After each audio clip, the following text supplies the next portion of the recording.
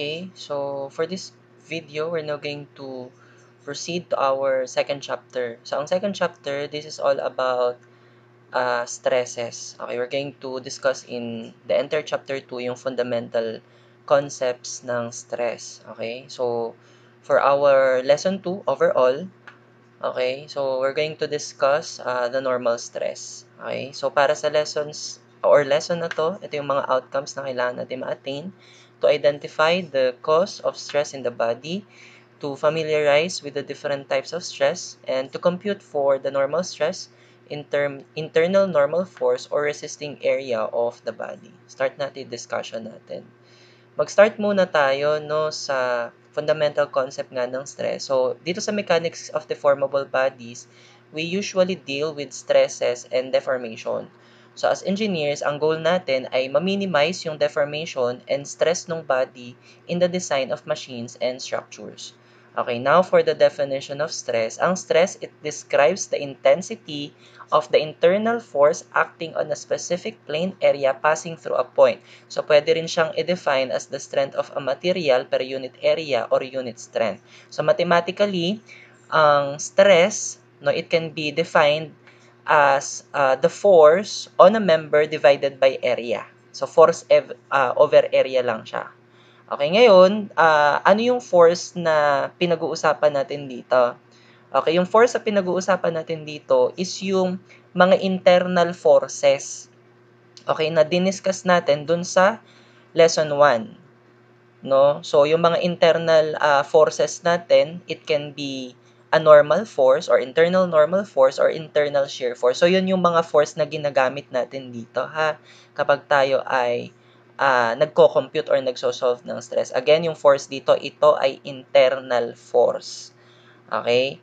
Ngayon, ano ba yung mga units no, na ginagamit natin for stress? Kung tayo ay naka-metric system, okay, ang ginagamit natin na unit for force ay Newton, right?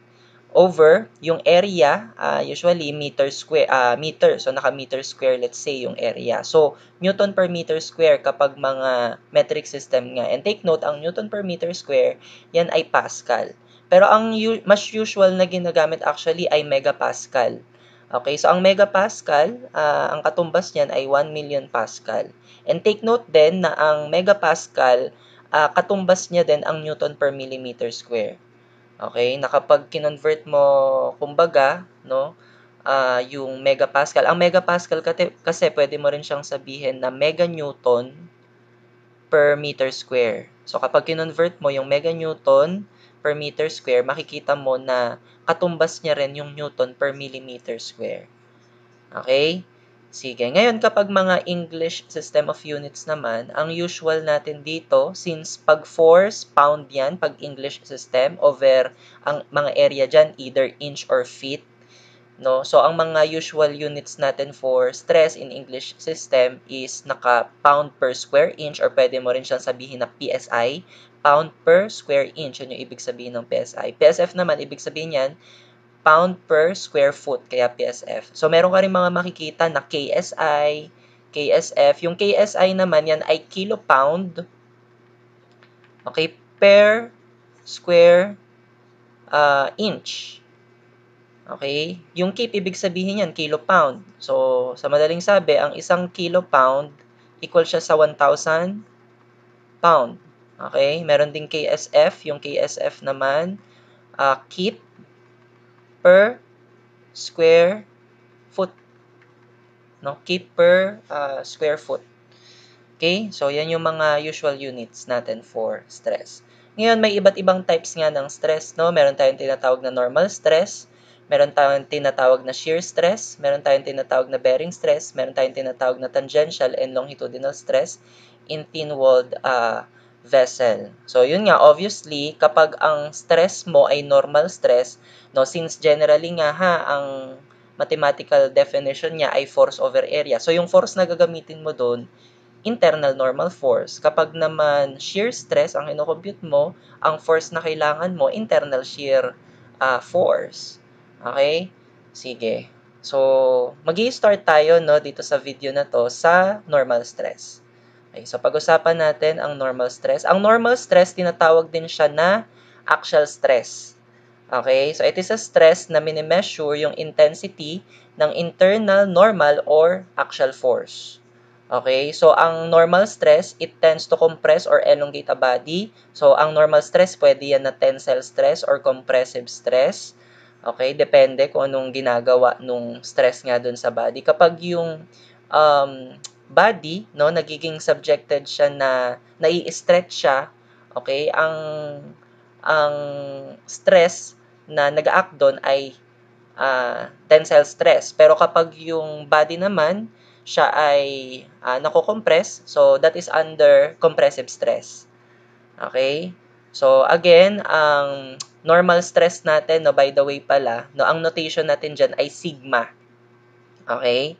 Again, ang normal stress, this is denoted by sigma. So this is the symbol of sigma. So equal lang siya sa force over area. But again, yung force natin dito ay internal normal force. Okay, so diniscuss natin ito sa lesson 1 kung paano kino-compute, no, or paano dine-determine ang internal normal force. Okay? And then yung A dito, this is just the cross-sectional area ng body kung saan dine-determine yung normal stress. Okay? So, ang procedure actually natin dito sa pag-determine ng normal stress, simpleng-simple lang. Solve mo lang yung internal normal force and then after that, you use this formula to determine the normal stress. Okay, mag-start agad tayo no, na mag-solve ng sample problem. Okay, let's start with sample problem number 1. Okay, so let me read this. A rod is composed of an aluminum section rigidly attached between steel and bronze sections as shown in the figure.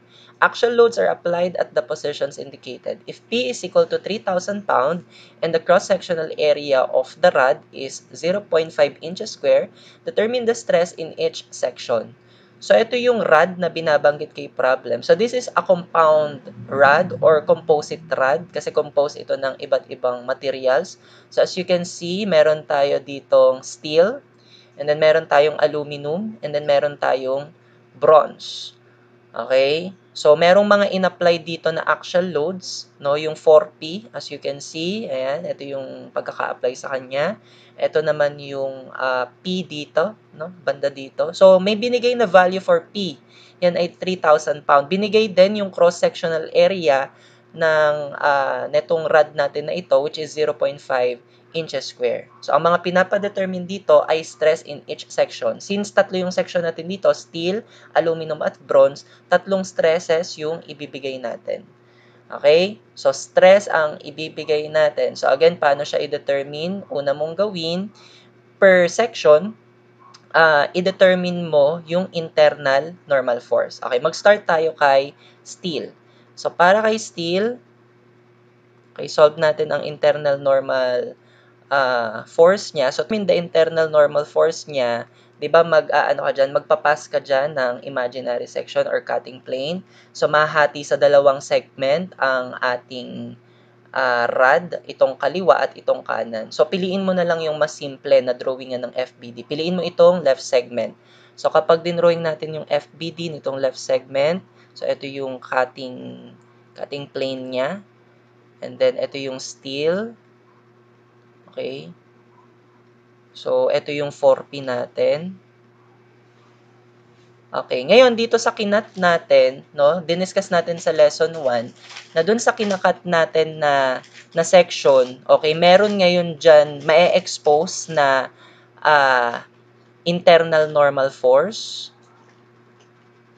Okay, actually may ma-expose din dyan na shear force at saka bending moment. But in this case, kahit lagyan mo to ng shear force, halimbawa nilagyan mo siya ng shear force V. Okay, actually wala ding magiging value itong shear force V na to kasi kapag nag-summation ka ng forces vertical, wala naman siya ibang makakasama eh. No, in the same way, kahit lagyan mo to halimbawa ng bending moment, okay, kapag nag-moment ka halimbawa dito sa point na to, kung saan ka nag-cut, wala ka ring masosolve kasi lahat ng forces nagpa-pass through dito sa point na to. Tama? So, wala ka rin makukompute na bending moment at saka shear force. Okay, so in this case, yun nga, kahit hindi na natin sila isama sa drawing. Okay, ang makukompute lang natin na internal resultant loading dito is itong internal normal force dito. Which obviously, kapag ginamitan natin ng summation ng forces horizontal, okay, yung NST na yan, okay, minus 4P, since pakaliwa yung 4P, mag-i-equal lang dun sa 4P. Okay, yung NST natin, equal lang siya sa 4P natin. Okay? So, ibig sabihin, ito na yung internal normal force para kay steel section. So, pwede mo nang isolve yung kanyang stress. So, para sa kanyang stress, okay, ang notation natin for stress ay sigma. And then, since ito ay steel, lagyan lang natin ng subscript na ST, equal to, yung ano lang natin, sige, sulat natin, normal stress dun sa steel over yung area ng steel. Yung area naman ng lahat ng section actually, binigay na 0.5 inches square. Okay, solve natin yung stress kay steel section. So, yung NST natin ay 4P over yung area. Yung area natin ay 0.5 inches square. Yung P natin, dapat pala pinalitan na natin dito, no? Okay, sige. Ipalitan na natin dito yung P ng given na 3,000 para direkta na yung ilalagay natin na normal force. Okay, this is actually 12,000. 12,000 pound. So, in this case, palitan na natin tong 4P ng 12,000 pound. Okay, so mula dito, pag pinindot natin ito sa calculator, 12,000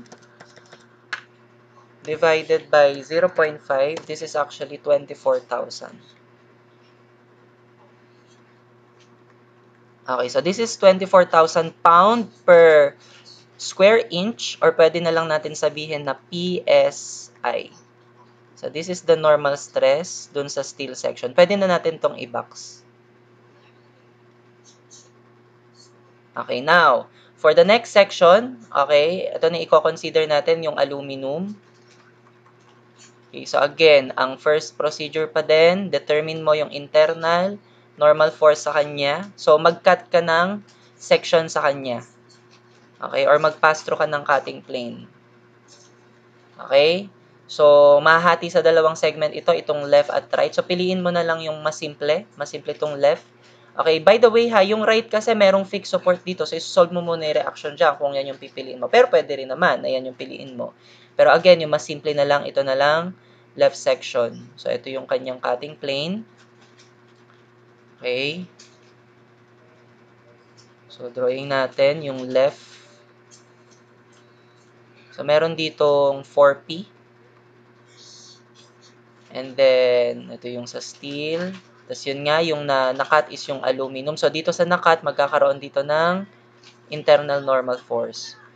Which, as you can see nga, no, ano lang din siya, katulad lang din siya nung nauna. Na pag nag-summation time forces horizontal, yung internal normal force na yan, equal lang din sa 4P. Sige, so, summation ng forces horizontal equal to 0, lahat ng pakanan positive. Sa NAL, positive. Si 4P, pakaliwa, negative. So, si NAL, siya ay ano lang din, 4P. So, substitute natin yung value ni P na 3,000. So, ito ay 12,000 lang din. So, same lang din na magiging stress kasi same lang din naman ng area, no? Yung lahat ng sections natin. So, solving for the normal stress kay aluminum, so yan ay ano lang, yung NAL over area. Okay, yung NAL natin, 12,000 pound. Over yung area natin ay 0.5 inches square. So, same lang din sila ng stress nga ni steel. So, ito ay 24,000 PSI. O, box na natin. Okay, so meron na lang isa pang natitira na kukomputan ng stress, which is yung bronze. Okay. So, para sa bronze, again, una mong gawin, isolve ang internal normal force. So, mag-cut ka doon kay bronze. Okay, so cut natin siya dito. Mahati sa dalawa yung segment, itong kaliwa at kanan. Sige, yung kaliwa na lang yung ating piliin. Sige, so ito yung kanyang cutting plane. Okay. So, meron tayo ditong 4P.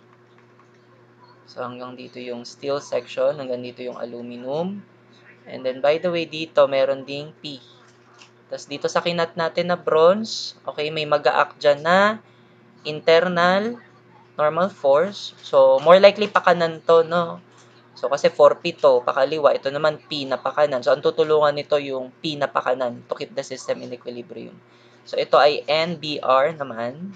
So, solving for the internal normal force, summation ng forces horizontal equal to 0. Lahat ng pakanan positive. So, NBR pakanan. Si 4P pakaliwa. Si P pakanan.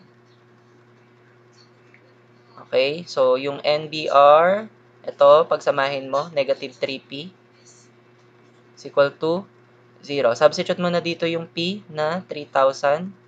So, solving for NBR, ito ay 9,000. Okay, 9,000 pound. Okay, so nakuha na natin internal normal force. Pwede natin isolve yung normal stress. So, ang normal stress para kay bronze, equal lang sa normal force kay bronze over yung area. Okay. So, yung NBR natin, 9,000 pound over yung area natin na 0.5 inches square. So, solving for the stress dun kay bronze section. So, this is just 9,000 divided by 0.5, 18,000. So, this is 18,000 PSI. So, ito na yung mga sagot dito sa problem na ito. Ito na yung mga stress, no, in each section. Now, for the second problem, basahin ko muna. The 80 kg lamp is supported by two rods AB and BC as shown in the figure. Okay, if AB has a diameter of 10 mm and BC has a diameter of 8 mm, determine the average normal stress in each rod. So, pinapa-determine lang yung normal stress dito kay rod AB tsaka kay rod BC. So, yun nga, itong dalawang rods na to, sinusuportahan nila itong lamp na ito na merong mass na 80 kg. Okay? So, may mass ito na 80 kg. Okay, ngayon ganito. Itong rod AB at saka rod BC, di ba yung support reaction na pinoprovide nila kay 80 kg lamp is just tension. No? So, para lang din siyang cable. No? So, tension lang yung mag-a-act dito kay AB at saka dito kay BC. So, sa madaling sabi, kapag kinompute natin yung tension forces nila, 'di ba? Ang mangyayari, let's say yung magiging free body diagram nung rod AB. Okay? So, kung tension yung mag-a-act sa kanya, merong tension force na mag-a-act dito. Tension AB, let's say. Tapos ito naman, tension AB din yan. Okay? So, ang mangyayari, kapag dinetermine natin yung normal stress dito kay rod na ito, kailangan natin ng internal normal force, diba? So, yung magiging internal normal force niyan, pwede mong makuha by, let's say, passing a cutting plane here. So, mahati sa dalawang segment yan. So, ang mangyayari, okay, let's say, ito yung segment na i-consider mo. So, meron ditong tension AB. Okay, and obviously, yung makukuha mo dito na internal normal force, equal lang din dun kay tension AB. Tama? So, ganun yung mangyayari dito, ha? So, yung tension AB kasi at saka tension BC, pwede natin yan makuha by using statics nga, no? Equilibrium equations lang yan for concurrent force system. So, kapag na-compute na natin sila, yung magiging value nila, yun lang din yung magiging internal normal force nila. Okay? Sige, gawin natin. So, drawing natin yung free body diagram nito. Siguro, idiretso na natin na dito na lang yung free body diagram. So, dito kay rod AB, meron tayo ditong tension force na TAB. And then, dito naman kay BC, meron tayong tension BC. And then, meron tayo ditong mass nga ni lamp na 80 kg.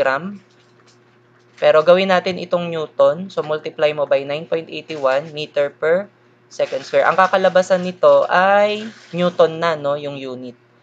So, kung ano man yung ano niyan, ididiretso na lang natin yan sa calcu. 80 times 9.81. Tapos, ang katumbas ng kilogram, meter per second square, di ba Newton? Okay? Sige. So, mula dito, again, solve natin yung TAB at saka TBC. Gamitan mo lang ng equilibrium equations for concurrent force system. So, ano yung equilibrium equations niya? Summation ng forces horizontal equal to 0. Okay? Tsaka summation ng forces vertical equal to 0. So, unahin natin yung summation ng forces horizontal. So, summing up, forces horizontal equal to 0. Lahat ng pakanan ay positive. Okay. So, unahin natin si TAB. So, pakaliwa siya. So, negative TAB. Ang horizontal component niya ay TAB cosine 60. So, pakaliwa, negative. Yung TBC, ang kanyang horizontal component ay TBC. Using yung slope triangle niya. So, horizontal component ang kailangan natin. So, horizontal side kay slope triangle yung kailangan mo ilagay dito sa ibabaw. Tapos dito sa ilalim yung hypotenuse na 5. Tapos pakanan siya, so siya ay positive. Silang dalawa lang ang magsasama. So equate mo na to sa 0. And then summing up, forces vertical equal to 0. Lahat ng pataas ay positive. Okay? So unahin natin si TAB. So TAB, okay, sine 60. Yan ay positive. And then si TBC, positive din yan kasi pataas. TBC, vertical component, TBC 3 over 5. 3 kasi vertical yung kailangan natin. So, vertical side kay slope triangle. Tapos, yung weight natin na 80 times 9.81 pababa. So, negative. Okay? So, ang ginawa natin dito, two equations to na mayroong two unknowns. So, ika-caltech na lang natin ito. Okay, gamitan natin ng caltech. Ang caltech natin dito ay mode 5.1 lang. Mode 5. So, kailangan natin two equations, two unknowns. Sige. So, para dun sa equation 1, okay, yung dalawang unknowns natin dito, si TAB at TBC. So, ilagay natin dito yung coefficient. Yung sa first column, coefficient nung first unknown, which is negative cosine 60. Okay, dito naman sa second column, yung ilalagay mo dito is yung coefficient ng second unknown, which is 4 over 5. 4 over 5, ginawa na. Okay, tas yung C dito, yan yung constant term. Lahat yan dapat nasa right side. Okay, so yung constant term natin dito sa equation 1 ay 0. And then, yung sa sumunod naman, yung coefficient ng first unknown natin ay sine 60. And then, second unknown natin ng coefficient ay 3 over 5. Okay, and then yung constant term natin dito ay itong 80 times 9.81, negative yan. Tapos, ilipat mo sa kabila. So, kapag nilipat mo sa kabila, magiging positive na siya. 80 times 9.81. Positive, ha? Okay, press equal, tapos press equal mo lang. So, yung unang lalabas, yan yung TAB. Tapos, press mo pa, another equal, yan naman yung value ni TBC, nung second unknown. Okay. Sige. So, yung first unknown, TAB, 632.38029. 38029. Ito ay anong unit natin? Newton. Okay. Yun namang TBC, second unknown. Okay. 38029. 395.23768. 23768. Tama ba yun? 23768 Newton. Okay? Ngayon, na nakuha na natin TAB at TBC, ito na actually din yung internal normal force kay AB at saka kay BC. So, we can now determine yung normal stress sa bawat rod natin. Unahin natin yung kay rod AB. So, para kay rod AB, okay, ang stress niya equal lang dun sa normal stress ni AB over yung area ni AB. Okay, yung cross-sectional area niya. So, para dun sa cross-sectional area niya, may mga binigay na diameter. Okay? So, kung diameter yung binigay, ibig sabihin yung cross-section, bilog siya. So, paano ang area ng bilog? Ang area ng bilog, ano lang naman ha? Pi over 4 diameter square. Okay? Sige. So, solve natin yung stress kay AB. Yung NAB natin, yun lang din yung TAB na 632.38029 Newton. And then yung area natin, again, determine lang natin pi over 4 diameter square. So, pi over 4. Ang diameter ni rod AB ay 10 mm. So, 10 mm square. Okay, pindot natin sa calculator. Okay, balik natin sa mode 1. Okay, 632.38029 over pi over 4. Tapos yung diameter natin, 10 square. Okay, press equal na lang. So, 8.05.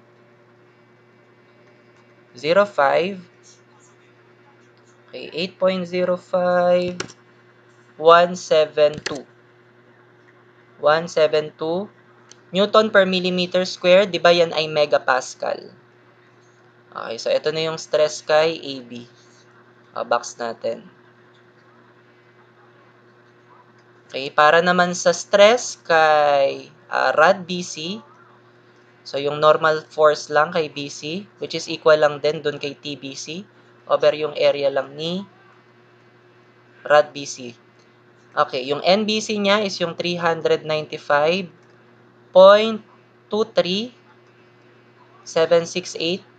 Newton. Yun namang area niya, pi over 4. Yung diameter naman ni rod BC ay 8 mm. So, ito ay 8 mm. Okay, naka-square. Okay, pindot natin. Okay, so this time, 395.23768.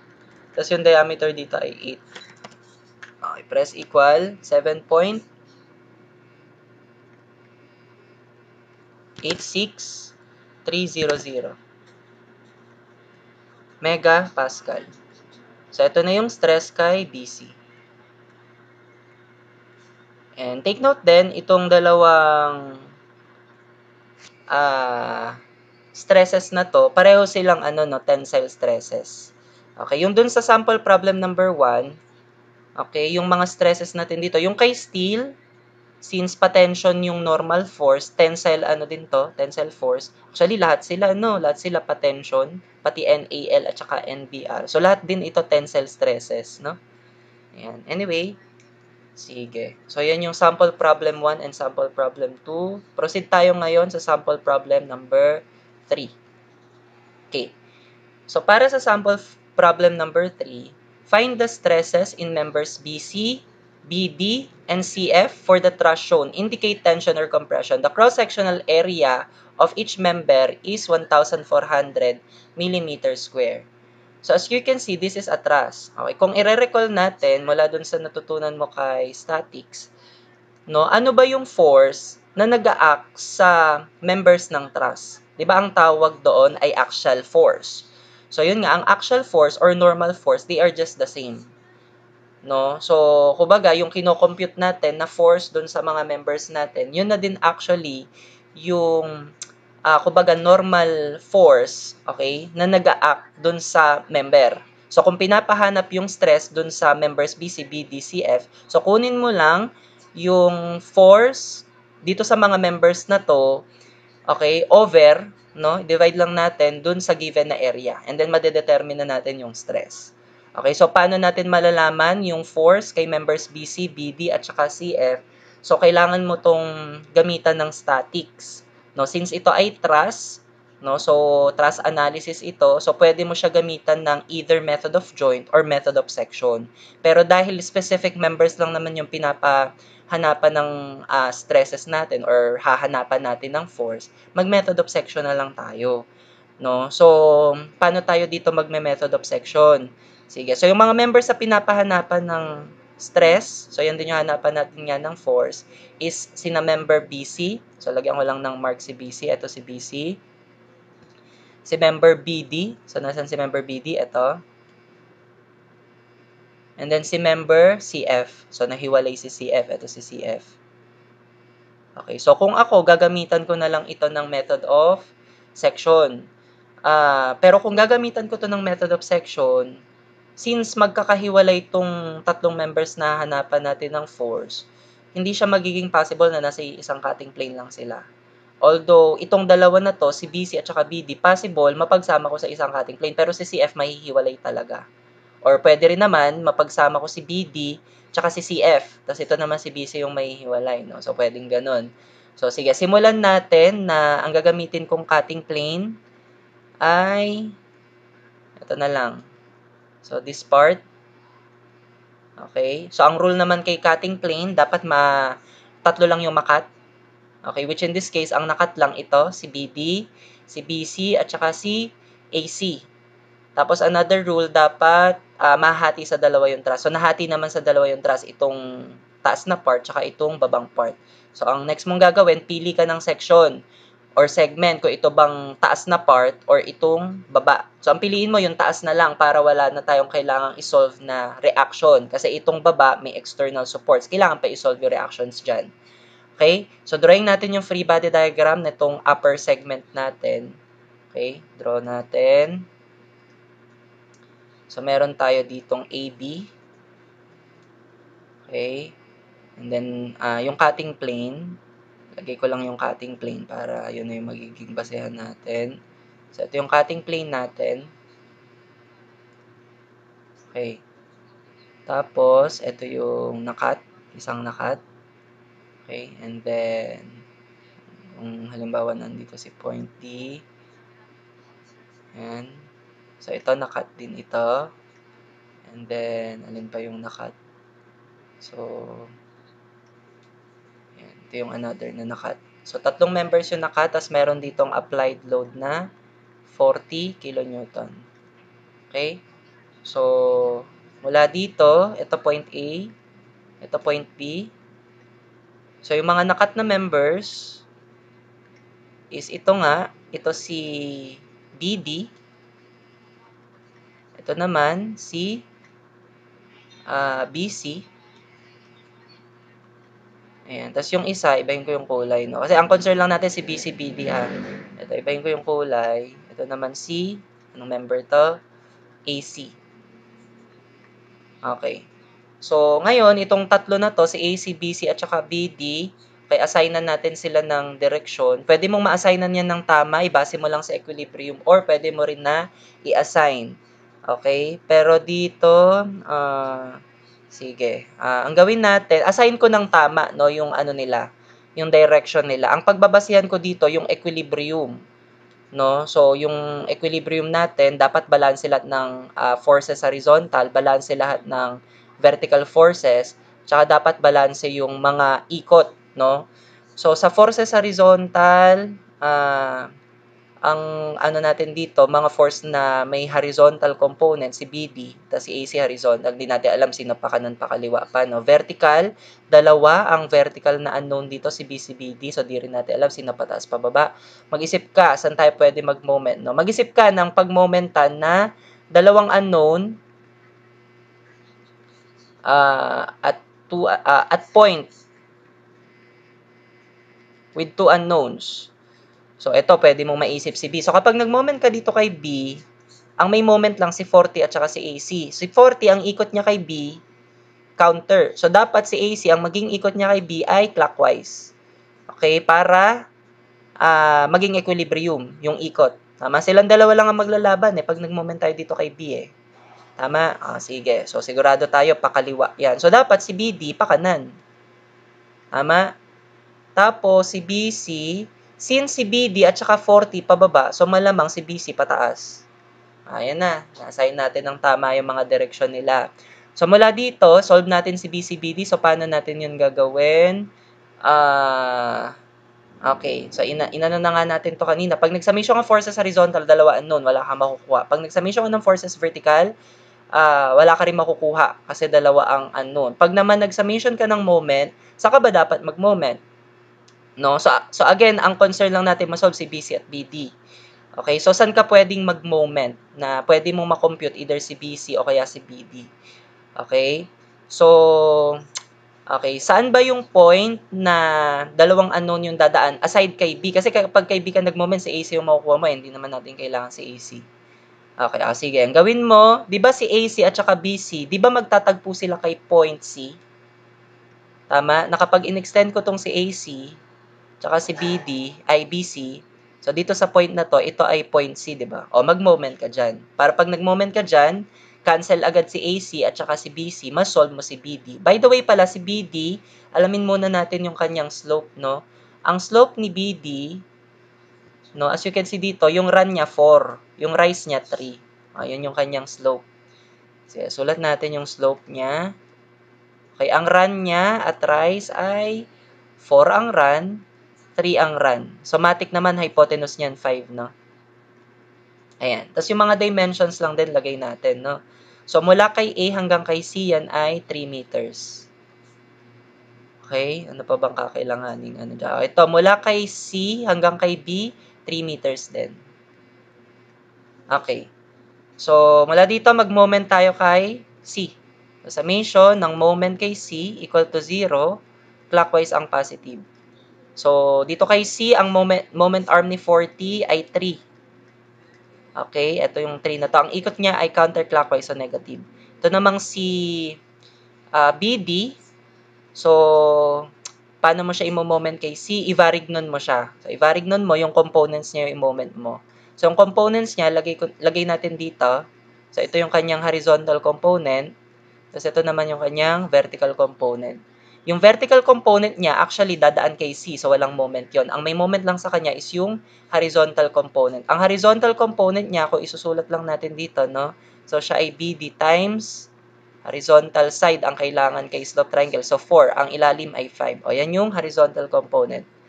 So, yung horizontal component niya na BD times 4 over 5. Ano yung magiging moment arm neto about C? Ito yung height na 3 meters. Tapos, ang ikot niya about C ay clockwise. So, positive. Ayan. Tama talaga in-assume natin kay BD, no? Kasi equilibrium eh, oh. Ito mo. Positive ang lalabas na sagot dito. Okay. So, si BD, computing for its value. Sige, so negative 40 times 3. Okay, plus yung unknown natin na BD, alpha x. Tapos 4 over 5 times 3. Okay, tama no? Tapos alpha equal 0. Shift solve na lang natin. So, ang lalabas na BD ay 50. So, this is 50. Anong units natin dito? Kilonewton. Okay. Okay na tayo kay BD. Another concern, si BC. So, si BC, yung naka-green yung tingnan mo ha, si BC, paano natin makuha? Actually, pwede na tayo mag-summation na lang ng forces vertical, no? Okay? Para makuha si BC, since meron na tayong BD. Okay? Summation ng forces vertical equal to 0. Lahat ng pataas ay positive. Okay. So, si 40 pababa, so negative 40. Yung BC pataas, ang inassign natin dyan, so positive. And then si BD naman, ang kanyang vertical component ay BD times 3 over 5. Okay, vertical ang kailangan. So, pababa, negative. Equal to 0. Yung value naman ni BD, yan ay 50. So, ang unknown lang dito si BC. We can now solve for BC. So, ang value ni BC ay negative 40. 40 plus yung unknown na BC, alpha x na lang, minus 50 times 3 over 5. Okay, alpha equal 0. Shift solve natin. Okay, ito ay 70 kilonewton.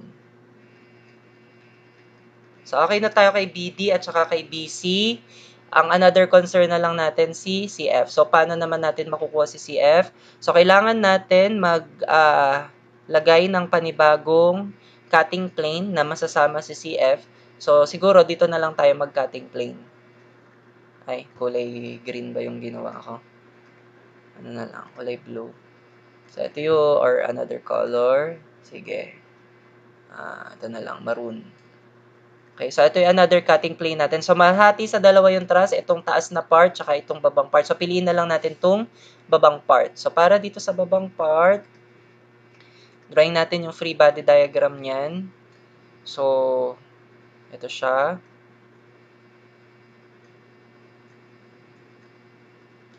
Okay, so, dito yung D.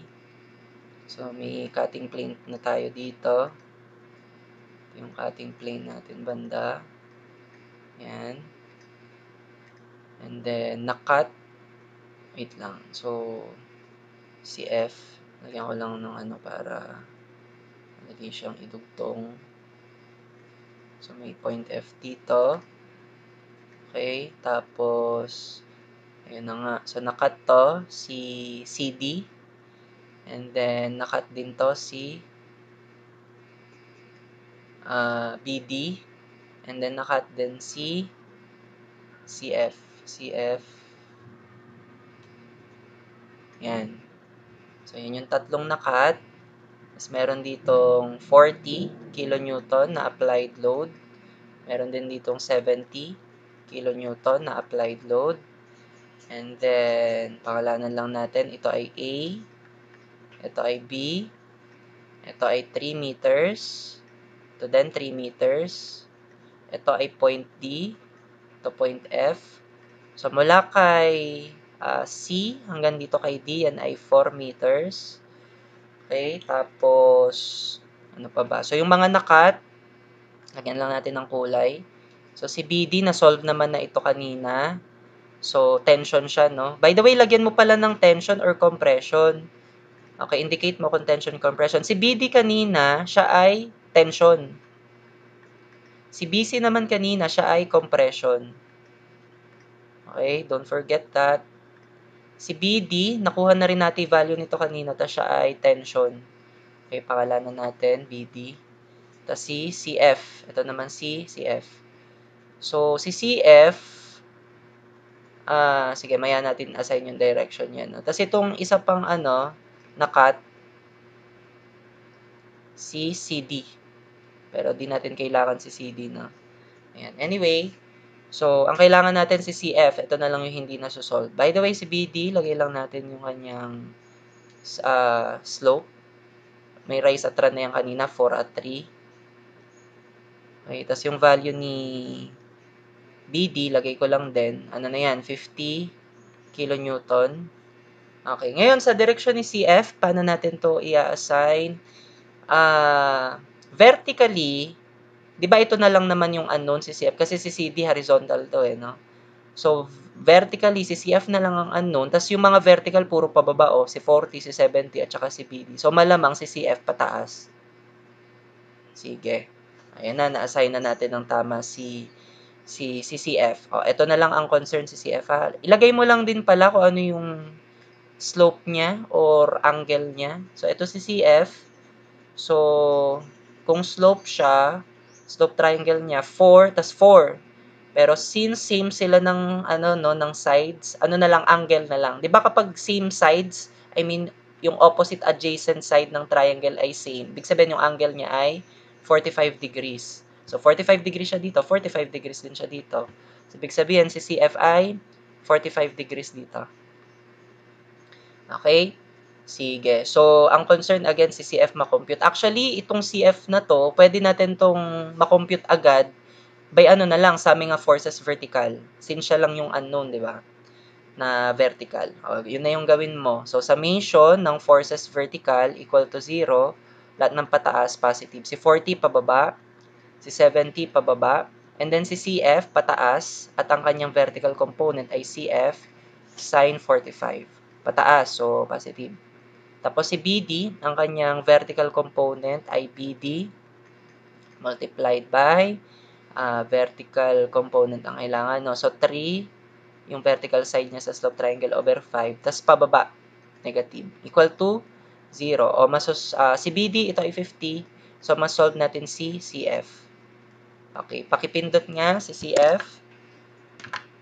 Okay, so yan ay negative 40 minus 70 plus yung CF, yan yung unknown, alpha x, tapos sin 45 minus yung BD natin na 50 times 3 over 5. Okay, so alpha equal 0, shift solve. So, ang CF ay 197.9899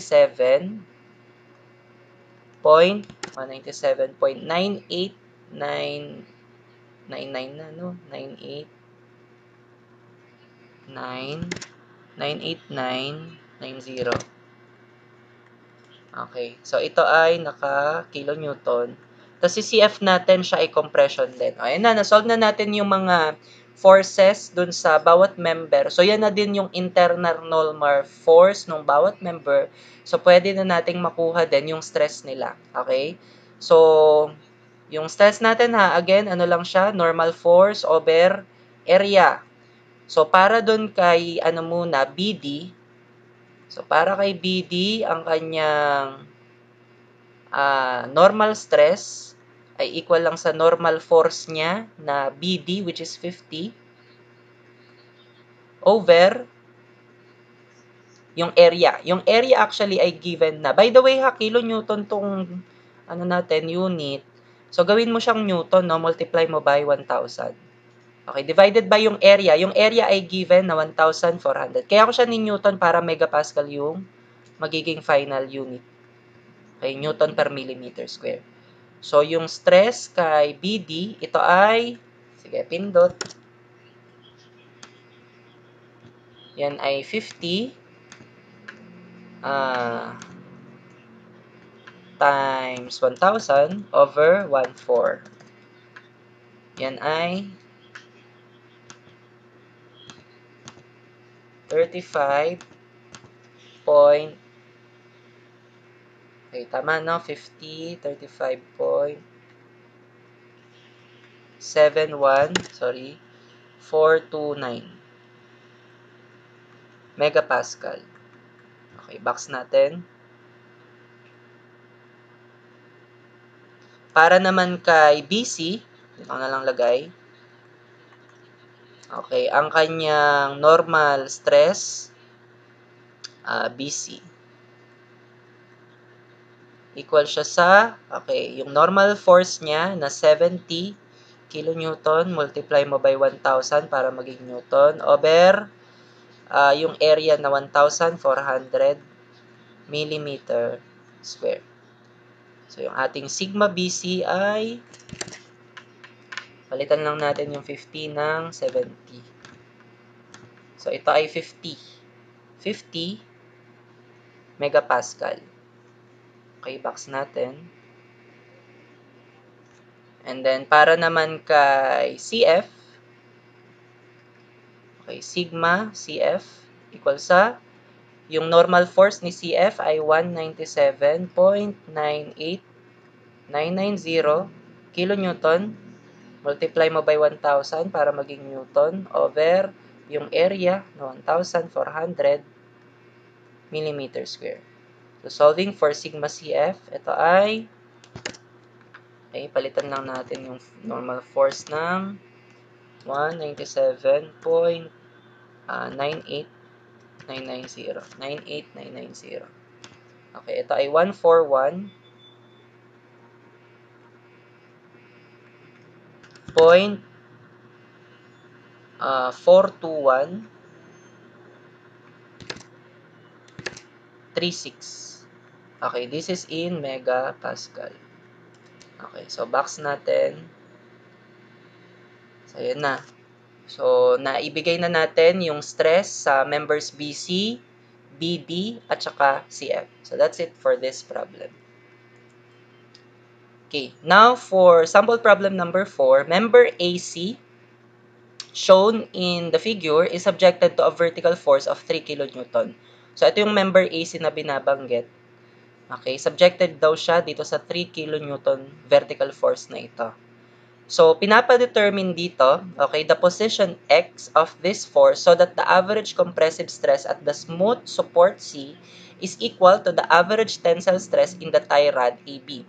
The rod has a cross-sectional area of 400 mm square and the contact area at C is 650 mm square. So, paano natin ito isosolve, no? Again, ang pinapa-determine itong position X na to. Saan mo daw siya dapat iposisyon mula kay point A, no, itong 3 kN na to. Okay, para maging equal daw yung compressive stress doon kay smooth support C. So ito, no, nakapatong lang itong member AC dito kay C. So yan ay parang ano lang, smooth support nga, no? Okay, so meron daw compressive stress dyan. Tapos merong tensile stress naman dito kay tie rod AB. So, ulitin ko ano daw dapat yung maging posisyon ni 3 kN? So, ano tong position X na to? Para daw yung stress dito kay C at saka yung stress dito kay tie rod AB mag-equal. Okay? So, paano natin yan gagawin? So, ang gawin natin, paano ba? Gamit tayo ng ano, no, yung equilibrium equations natin para lang din ma-determine natin yung internal normal force dito kay AB, kay tie rod AB, at saka yung internal normal force dito kay smooth support dito kay C. So, paano natin yung gagawin? Pwede tayo mag-summation ng moment dito kay A or kay C, pwede rin. Or, mag-summation tayo ng forces vertical. Okay, yun yung dalawang equilibrium equations that you can use. No, actually, pag nag-summation tayo ng moment, mai-incorporate natin yung unknown na x, which is yun yung plano, no? Maisama natin yung unknown nga na x. Okay, sige. Gawin natin yung dalawang equilibrium equation. Una natin gawin, mag-summation tayo ng moment at A. Okay, equal to 0. Clockwise ang positive. So, by the way, drawing lang natin free body diagram din ha. Dito kay AB, ano lang naman yan, tension lang naman yung ipoprovide na reaction force niyan. So, tension AB. Tapos dito naman, sa smooth support dito kay C, since yan smooth support lang, normal force lang yung ano dyan, yung magiging reaction dyan. So, meron tayong normal reaction dito kay C. So actually, yung mako-compute natin, let's say na TAB at saka NC, yun na yung mga internal normal force ni AB at saka internal normal force dito kay smooth support kay C. Okay? Sige. So mag-summation tayo ng moment kay A. So si 3 kN, ang kanyang moment arm about A ay yung X. Tapos ang kanyang ikot ay clockwise, so positive. Si NC, ang moment arm niya about A ay 200. Tapos ang ikot niya ay counterclockwise. So, yan ay negative. Okay? So, equate natin to sa 0. Of course, wala ka namang masosolve dito din, no? Kasi nga, dalawa yung unknown, si X at saka si NC.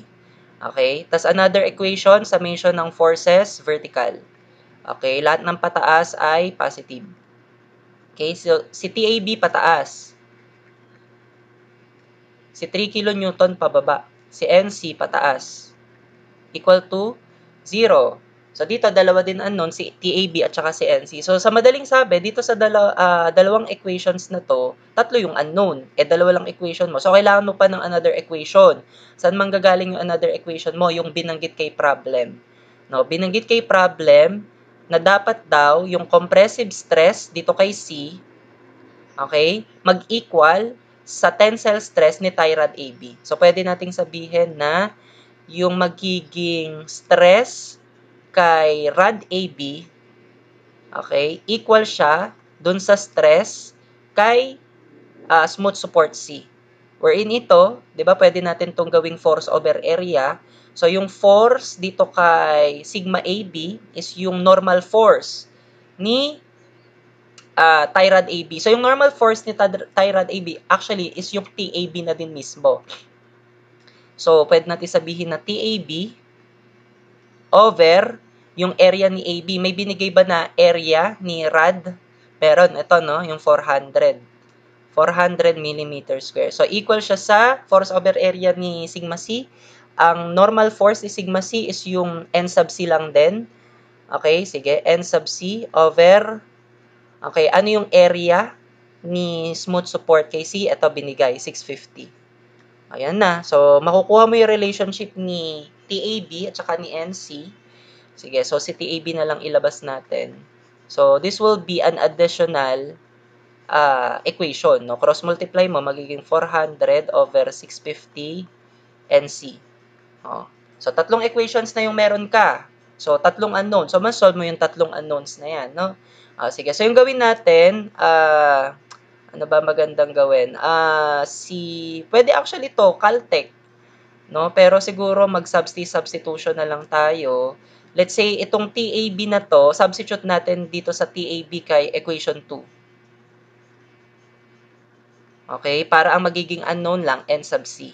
Tama? O, gawin natin. So, si TAB, palitan natin ng 400 times 650 times N sub C minus 3. By the way, itong mga unit natin naka-kilonewton yung force, tapos yung distance naka-millimeter, ha?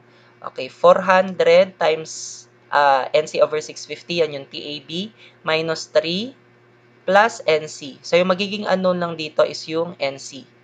Okay, so pwede nating maibigay si NC. So, input sa calcu. So, 400 over 650 times alpha x minus 3 plus yung NC, unknown din yan. Okay, equal to 0. Shift solve natin.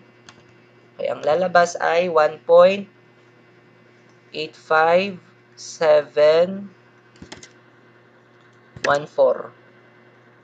Okay, ito ay naka-kilonewton. Of course, di naman to yung kailangan natin. Ang pinapadetermine yung x. So, since PNC na tayo, from equation 1, substitute natin dito yung nakuha nating NC, makukuha na natin yung x. Tama. So, ito ay from, from equation 2. So, from equation 1 naman. Okay, palitan natin yung NC. So, 3x minus yung NC na 1.85714 times 200 equal to 0. So, makukuha natin yung x. Yung makukuha nating x, naka-millimeter. So, 3, yung unknown is yung x, minus 1.85714 times 200. Okay, alpha equal 0. Shift solve natin. So, siya ay 123. Okay, 0.80933. Ito ay naka-millimeter. Ayan, mukhang tama naman tong sagot din natin, no? Kasi base sa drawing, ito yung x, no? 200 mm yung buong length ng AC. Mukhang logical naman yung sagot.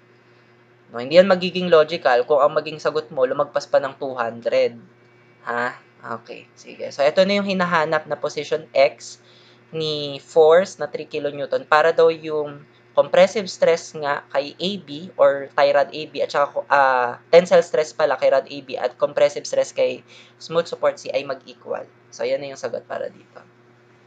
So, yan na yung end ng discussion para dito sa lesson 2 about normal stress. So, mag-subscribe dito sa channel na to, like this video, and paki-share na rin. Thank you.